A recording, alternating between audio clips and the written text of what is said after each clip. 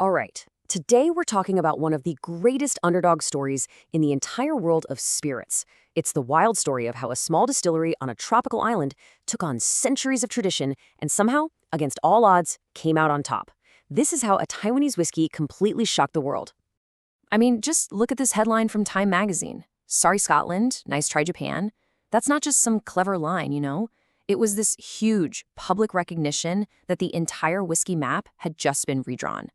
For generations, the best single malts came from Scotland, maybe Japan. But then, well, everything changed. So it really makes you wonder, right?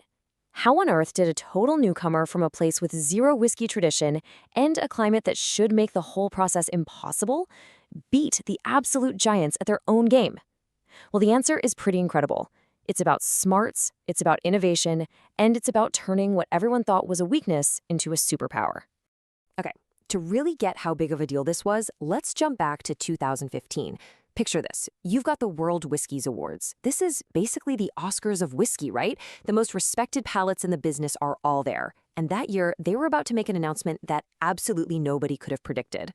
And boom, there it is. The world's best single malt goes to Kavalan Solist Vinho Barrique.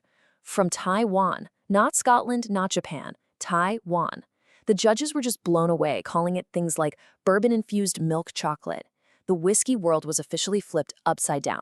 But to really appreciate the win, you have to understand why everyone thought this was, well, impossible to begin with. So yeah, let's dig into that impossible part. The story of Kavalan isn't some ancient tale passed down through generations. Nope, it starts way more recently than you'd think. You see, for a long time in Taiwan, the government controlled all alcohol production. But in 2002, that monopoly ended. A huge company, King Car Group, famous for canned coffee of all things, decided, hey, let's make whiskey. They founded the distillery in 2005, and bam, just 3 years later, their first bottle hit the shelves. That's lightning fast.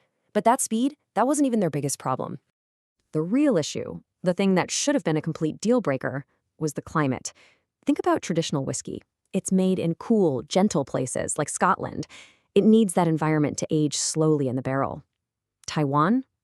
It's the complete opposite. It's hot, it's humid, it's tropical. And for making whiskey, that heat creates a huge, huge problem.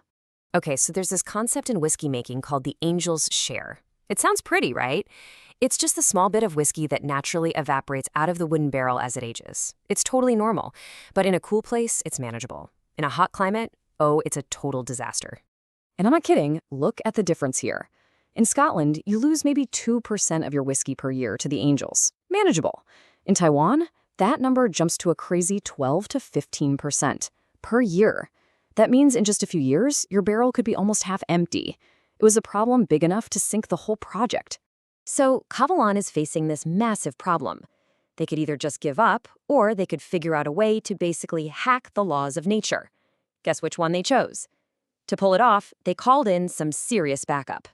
They brought in a man named Dr. Jim Swan, and this guy was so brilliant, people literally called him the Einstein of whiskey. He was a legend, helping new distilleries all over the world. And when he looked at Taiwan's climate, he didn't see a problem. He saw an opportunity. His advice was totally counterintuitive. He said, don't fight the heat, embrace it. His big idea was that, yeah, the heat makes the whiskey evaporate faster, but it could also make it mature faster, pulling all that amazing flavor out of the oak barrels at super speed. The trick was just figuring out how to control it, and that led to something truly revolutionary. It's a process called STR. That's shave, toast, and rechar. Here's how it works. They'd take these old wine casks, shave the inside to get down to fresh wood. Then they'd gently toast that wood to bring out all these sweet caramel, vanilla flavors.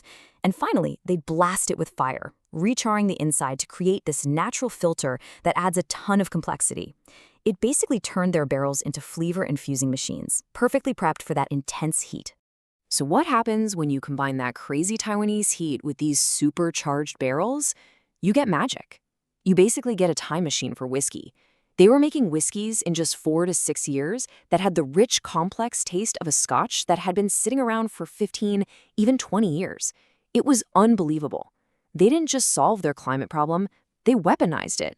So after that huge win in 2015, a lot of the old school whiskey folks were like, okay, that was a fluke. a one-hit wonder. Yeah, they were wrong. Kavalan was just warming up. Just look at this number, 9. In just 10 years, Kavalan won 9 world's best titles. And not just from one competition, but from all the big ones across the board. This wasn't a fluke. This was total dominance. And hey, it's not just about what a few judges think on one particular day. The numbers back it up. This chart shows scores from Metacritic, which basically averages out reviews from a bunch of top critics. And look, Kavalan's Solist sherry cask is sitting right at the top, outscoring absolute legends from Scotland like Glendronach and Aberlour. The quality is just undeniable. And you gotta love the descriptions the judges came up with. The year after their first big win, they won again. And one of the judges wrote this: a toffee smoking a cinnamon-flavored cigar. I mean, how great is that? It just perfectly captures that bold, unique flavor they were creating. But, when you climb to the top of the mountain, you get a whole new set of problems. Becoming a global luxury brand means you start attracting some, shall we say, unwanted attention. Yep, I'm talking about counterfeits. The moment you become a luxury item, like a Rolex or a designer bag, the fakes start popping up. And because Kavalan is so successful and commands such high prices, it's become a major target for counterfeiters, which is obviously a huge risk for anyone who just wants to buy a nice bottle. So, if you're ever in the market for a bottle, you've got to be a little careful. Here are a few things to look out for. First, the label. On a real bottle, the printing is going to be perfect. No blurriness, no spelling mistakes.